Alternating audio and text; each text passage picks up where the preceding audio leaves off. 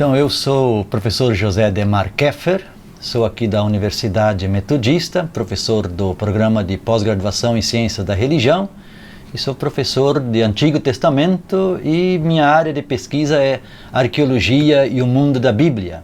Eu queria falar um pouquinho para vocês sobre a nossa descoberta da tumba real lá em Megiddo, no Tel Megiddo, em 2016. Na oportunidade, nós fomos para lá participar dessa escavação, eu e mais 3 estudantes aqui da Universidade Metodista, do programa de pós-graduação. E essa oportunidade surgiu quando, em 2014, 15, eu estive lá em Israel para o meu pós-doutorado em arqueologia na Universidade de Tel Aviv. E então surgiu a oportunidade de participar da Expedição Megiddo de 2016. Isso foi uma oportunidade muito importante para mim, ou para nós aqui com os estudantes, porque Megiddo é um sítio muito importante, muito cobiçado pelos arqueólogos em Israel por sua história, né? Megiddo fica junto à Via Maris, né? Que é uma via comercial muito importante que liga o Egito à Mesopotâmia, a todos os países da Mesopotâmia, os impérios da Mesopotâmia, e também porque passa no meio do Vale de Jezreel, que é uma área muito importante para a agricultura, né? É o silo, né, da centro da produção de cereal do Egito. E nós chegamos então aí em Megiddo e começamos aí, né? Outra coisa importante de Megiddo é lá a estratigrafia é muito importante porque as camadas são muito claras por causa da história que tem Megiddo, de tantos anos de história, de mais de 3.000, 4.000 anos de ocupação antes da era cristã. Então, Megiddo tem essa importância histórica, né? É um centro de vigilância desta via comercial. Bom, nós fomos para lá, né, junto com os estudantes da universidade e nos dividiram, o sítio está dividido em 7 áreas, né, de escavação. Já são mais de 130 anos de escavação Megiddo.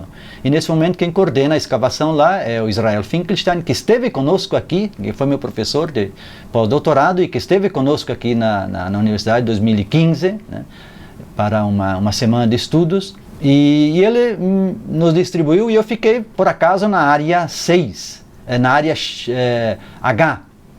Dentro das 7 áreas, fiquei na área H e essa área H ela fica uns 10 metros ao lado do local onde em 2004, 2003, 2005, o Schumacher, um arqueólogo alemão, escavou um palácio. E nós começamos a escavação no mesmo nível onde eles haviam terminado, só uns 10 metros ao lado. E chegando a uma altura, encontramos uma pequena estrutura de pedras, e nós não sabíamos o que era. Primeiro pensamos que era uma tumba, né? Uma tumba comum que se encontra muito nas escavações dentro das casas, né? Onde é que se enterravam a família, né? Os clãs, era sempre uma tumba coletiva. No entanto, ela era muito grande. E começamos a estranhar por isso, né? E cheguei a pensar, inclusive, que fosse um túnel de água, né? Chegamos e fomos escavando, de repente chega o Israel e nos olha lá de cima para baixo, né? Porque ele estava no alto e tinha uma outra visão do que estávamos descobrindo, e ele falou: "My dear friend, this is amazing", né? Ele falou: "Isso é inacreditável, isso é uma coisa bonita, sabe?" E a gente não tinha ideia do que a gente estava encontrando aí. Bom, enfim, chegamos no final, né, da estrutura e não sabíamos exatamente o que era, o que a gente tinha encontrado. Eu, uma hora dessa, peguei o celular, porque na hora de articular, que é uma expressão em inglês, né, de limpar a estrutura, eu coloquei o celular dentro, né, e tirei uma foto interna, né. Mas a visão era um pouco difícil. Eu chamei o coordenador lá e falei: "Olha, eu acho que é um túnel de água." E ele falou: "Por quê?"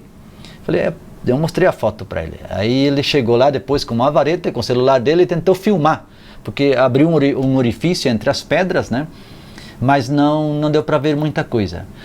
E assim encerramos, né, o achado. Encontramos uma grande pedra embaixo, né, que provavelmente era a entrada, mas a expedição terminou, o projeto terminou e aí nós não sabíamos como íamos continuar. Fazia um outro projeto para o ano seguinte, e aí eu perguntei para o Israel, né, que é o coordenador, ele falou, olha, nós estamos pensando em cobrir, colocar detectores, cobertores em cima, enterrar de novo, e no próximo ano a gente volta com outro projeto para poder entrar, né? Mas eu fiquei meio assim, né? Eu pensei, será que é isso mesmo, né? E passou um mês, aí ele me escreveu, já estava de volta, ele falou, Adhemar, nós resolvemos entrar na tumba, que vocês acharam lá, né? E eu estava muito curioso, né? Passou mais umas 3 semanas, ele me escreveu de novo, olha, nós entramos e achamos uma coisa inacreditável aí dentro, né? É uma tumba real. 3 corpos, né? Uma família, um homem, com um diadema, um colar de ouro, um bracelete de ouro, uma mulher também adornada, né, com joias, e uma criança, 3, intocáveis. E no fundo havia uma outra tumba, onde foram encontrados em média 6 corpos, né, juntos, que era talvez também da família, mas talvez não da realeza, né?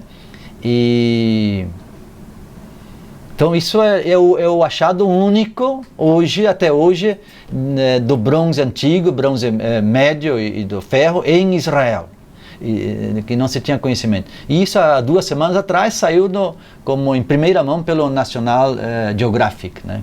E a importância disso é o seguinte, que acreditava-se que as cidades-estados que compunham a região prévia a Israel, né, ao Israel bíblico, era principalmente administrada pelos hurritas, que era uma cultura que veio de fora e que era uma cultura mais elevada, e eles eram os reis. Inclusive o rei que aí morava, que aparece nas cartas de Amarna do século XIV, então 200 anos depois, se chama Biridia, e ele é um nome hurrita. E acredita-se então que os hurritas eram os que governavam aí. Mas nós nunca tivemos certeza disso. Então agora o estudo do DNA dos corpos, do corpo do rei, né, da rainha, se ela é a rainha, a esposa dele que estavam aí, e estudar o DNA deles com o DNA dos outros corpos, que se acha muito aí, né, do povo aí, em Megido mesmo. Então comparar para ver se eram de fato do mesmo povo, né? E com isso nos ajuda a entender quem eram de fato os cananeus, quem é que reinava nas cidades-estados em Canaã antes do surgimento de Israel. Então esse é pelo menos um primeiro pressuposto, né? Uma hipótese do que vai trazer de informações essa descoberta aí. Que, por incrível que pareça, a Metodista participou, né? Conosco, pelo programa de pós-graduação, pelo nosso grupo de pesquisa, Arqueologia do Antigo Oriente Próximo, com os estudantes que estavam aqui, né? E nós estamos indo para lá de novo, agora em junho, né? Daqui a 2 meses, estamos indo para lá continuar o trabalho aí de escavação. Também vão estudantes aqui junto de novo. Temos esse contato, essa parceria com a Universidade de Tel Aviv e com o Israel Finkchan, que trabalha aí, né? Já há quase 30 anos escavando Megido. E vocês podem ver a seguir o vídeo feito pela Verbo Filmes sobre Megido, sobre a história de Megido. A gente esteve lá e a filmagem foi feita aí mesmo. Então, bom vídeo para vocês.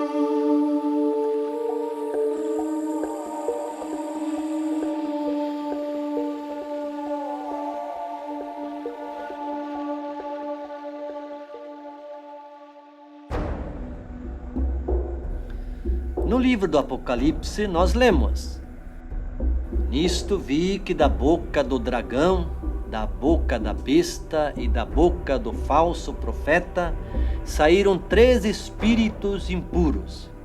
E eles se dirigiram aos reis de toda a terra, a fim de reuni-los para a batalha do grande dia do Deus Todo-Poderoso.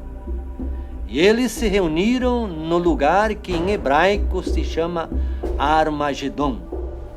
É assim que o autor do Apocalipse se expressa para afirmar que o lugar escolhido para a batalha final entre os anjos de Deus e os reis da terra é a montanha de Megido. Em hebraico, Ar significa montanha e Magedon, Megido. O porquê desta escolha? Porque Megido foi o palco das maiores batalhas do mundo antigo. Centenas de milhares de pessoas perderam aí suas vidas. A localização estratégica na encruzilhada do caminho do mar, a Via Maris, fazia com que por ali passasse obrigatoriamente todo o comércio entre o Egito, Fenícia, Mesopotâmia e também os produtos vindos da longínqua Arábia e Índia. Situada ao norte da Serra do Carmelo, do seu cume se domina o desfiladeiro entre a planície costeira e o vale de Esdrelon, e é por Megido que se tem acesso ao fértil vale de Jezreel. Era também o único caminho possível para o deslocamento de um grande exército na região. Portanto, controlar Megido significava controlar uma das mais importantes rotas comerciais do mundo antigo. Megido já estava fortificada antes do ano 3000 a.C. Dominada pelo Império Egípcio, Megido aparece num registro de 1468 a.C., talhado nas muralhas do Templo de Karnak, onde o faraó Tutmoses III descreve uma vitoriosa batalha travada em Megido. Os relatos bíblicos fazem muitas referências a batalhas em Megido. A batalha liderada por Débora contra os reis cananeus em Juízes 5, que se tornou um dos símbolos das lutas de Israel, se travou junto às águas de Megido, às margens do rio Quizon. O rei Josias, em sua ambição por expandir o reino de Judá para o norte, foi morto numa batalha em Megido, contra o faraó Necal em 609 a.C.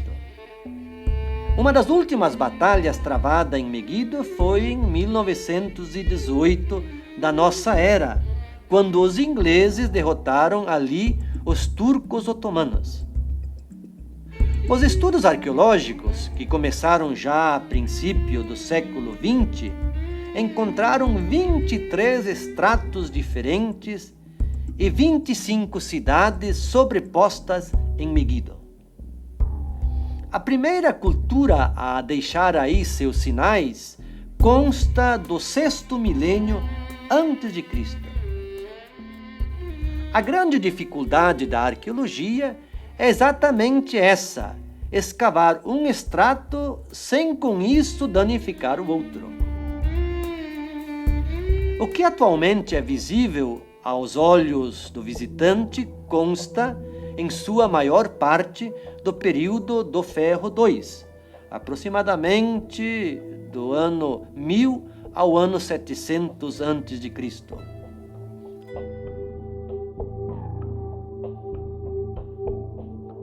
Para auxiliar a compreensão do visitante, na sala de recepção, se encontra uma fantástica maquete do período do reinado de Omri ou Acab.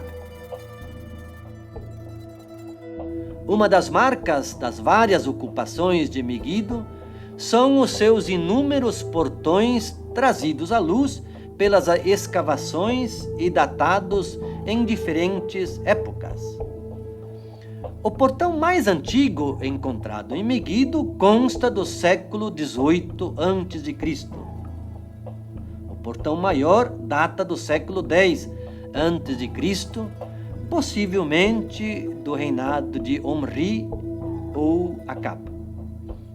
A área de culto é outra prova contundente da longa ocupação de Megido. No mundo antigo era comum que se mantivesse a área de culto sempre no mesmo espaço. Assim, quando uma nova cultura ocupava a cidade, o altar sagrado era construído sobre o antigo. Era uma maneira de mostrar a superioridade da divindade desta àquela cultura. O altar mais antigo encontrado em Megido consta do ano 3000. Destaca-se um enorme altar circular, datado por volta de 2500 a.C., e cuja circunferência mede 9 metros. Vários ossos de animais grandes foram encontrados neste local. Também foram encontrados na área sagrada várias macebot, um pequeno altar de 4 chifres, uma estatueta de Baal e vários instrumentos para o serviço de culto.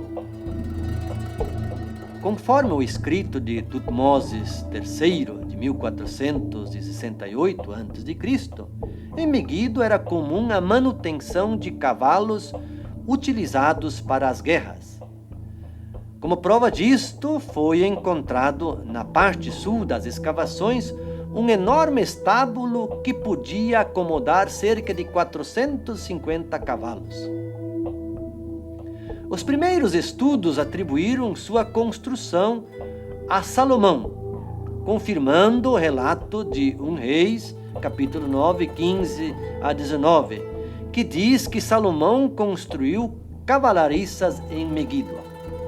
No entanto, estudos arqueológicos recentes comprovam que os estábulos de Megido pertenciam ao reinado de Omri ou Acab, confirmando que a grandeza do Império Salomônico não passa de uma criação literária.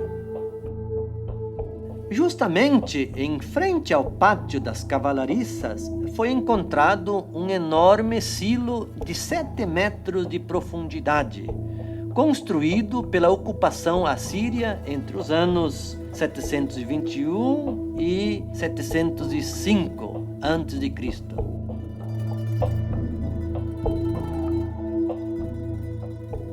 Também foram encontrados diversas habitações em Megido, a maioria do período do Ferro I, cuja forma é retangular ou quadrada, com pilares e com um pátio central. Este é o estilo típico das casas domésticas em Canaã no período do Bronze.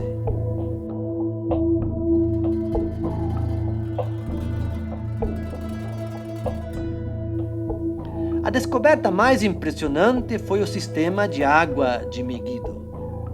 Para ter acesso à água, foram escavados um túnel vertical de 30 metros com uma cisterna no fundo e um túnel horizontal de 50 metros até uma fonte de água fora da cidade.